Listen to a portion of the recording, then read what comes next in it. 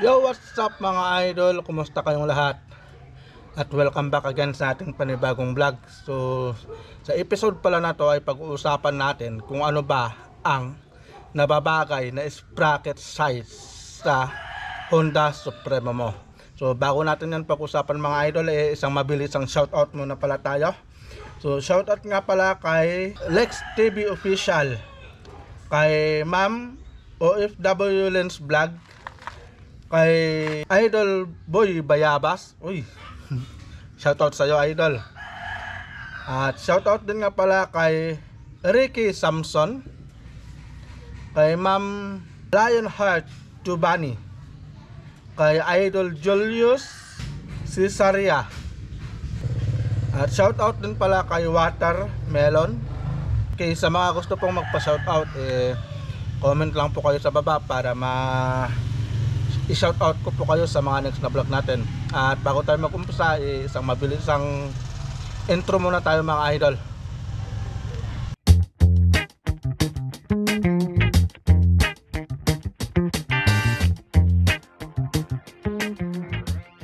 So, yun, alright mga idol, no? So ngayon pag-uusapan natin yung sprocket size, kung ano ba yung mga nararapat na sprocket size para sa ating mga alagang Honda Supremo. Alright, so dalawang klase kasi yan mga idol, no? Dahil papaliwanag natin yung dito sa matatarik na lugar at sa mga patag talaga ng mga lugar. So ano ba yung mga kailangan na sprocket size para sa mga yan? So uunahin na lang natin mga idol yung dito sa mga talagang matatarik na lugar.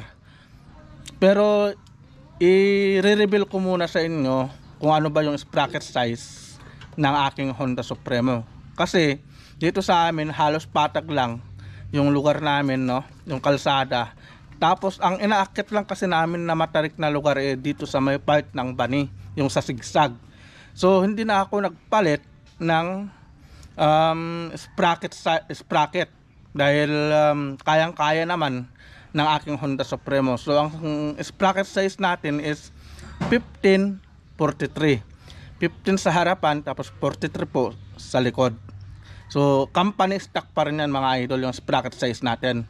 So wala pa tayong binabago, wala pa tayong pinapalitan. Dahil makita nyo naman sa mga previous na vlog natin, kayang-kaya naman ng ating Honda Supremo yung matarik na sigsag dito sa part ng bani. So speaking of matarik, so ano ba yung mga ano ba yung size na nararapat, lalong-lalo na dito sa may part ng Baguio, ganyan, 'di ba? Mga matatarik na lugar 'yan. So, ang kailangan kasi diyan talaga mga idol is yung power o yung hatak. So, eksakto naman na may binigay sa atin ng Guanson. Ito yung sprocket mga idol, no? Na binigay sa atin ng Guanson na talagang eksakto talaga na kailangan sa mga matatarik na lugar. Ito yung 51T na size ng sprocket. Shoutout nga pala muna sa Guanson Anda sa binigay nilang napakagandang sprocket, no? Pero hindi pa natin to nagagamit. Ayan, bagong-bago pa. May kasama tong kadena mga idol, no? Ayan. So ito mga idol yung kailangan ng mga nasa matataas na lugar, lalo na pag paakyat, 'di ba? Mas nangangailangan sila ng dagdag na power para mai-akyat nila yung mga kanilang Honda Supremo, at lalong-lalo na kapag nakakabit sila ng kulong-kulong o tricycle. Kasi kadalasan naman mga idol may mga kulong-kulong talaga kasi o sidecar na pangkaragahan. So yun yung dahilan kaya minsan mas kailangan nila yung ganito kalaking sprocket. At may dagdag lang natin mga idol, no, sa mga ganitong klase ng sprocket, sa mga ganitong size ng sprocket, ito yung mga kailangan nilang ikabit sa kanilang motor, dahil minsan may mga kulong-kulong kasi o sidecar na mabibigat. Itong sa akin kasi mga idol hindi naman siya mabigat, saktuhan lang talaga siya. So tumatakbo nga tayo ng 80 kilometers per hour dito sa may patag, So yun yung top speed niya talaga pag ganitong nakakulong-kulong tayo. Pero hindi ko pa nasusubukan to sa top speed niya pag nakasingle, pero ayaw ko lang subukan kasi baka masira. So yun mga idol, no, itong size ng sprocket na to yung kailangan talaga nila pag dito sa matataas na lugar. Pero pag hindi naman masyadong matarik o hindi naman masyadong mataas yung akyatan, maaaring sabihin natin na pwede ka nang magdagdag ng sprocket. Kasi sa atin 43T yung nasa likod natin mga idol, no. So magdagdag lang kayo, gawin niyo na lang na 1545. May hatak na, may speed ka pa. So yun yung nararapat na sprocket para dito sa mga matatarik na lugar. So madako naman tayo mga idol sa mga patag na lugar. So ano ba yung mga sprocket size na nararapat para dito sa mga patag yung hindi sila nakakaranas ng mga paakyat na mga lugar, no? Lalong-lalo na dito sa mga city. O, di ba?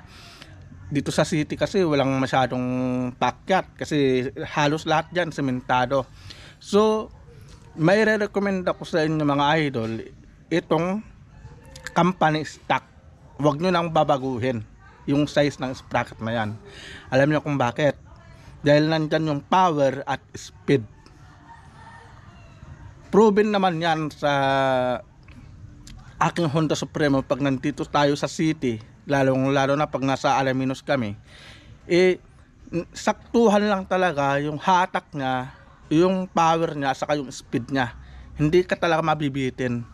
So may papayo ko lang sa inyo mga idol, no, wag nyong babaguhin yung sprocket size kung ang lugar nyo is nasa city o wala kayong aakyatin na matarik na lugar.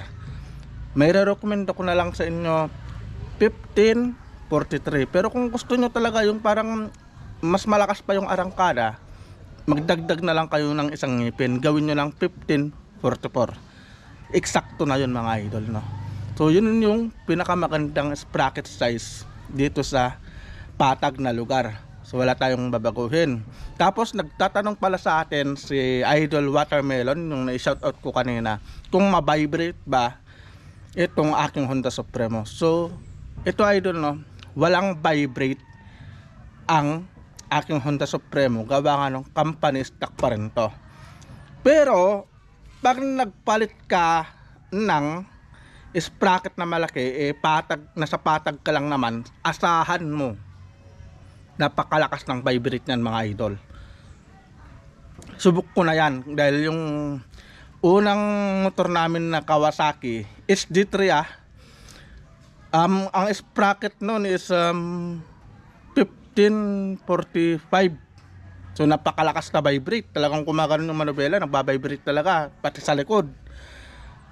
Wala namang kaming aakyatin na mataas mga idol, patag lang dito.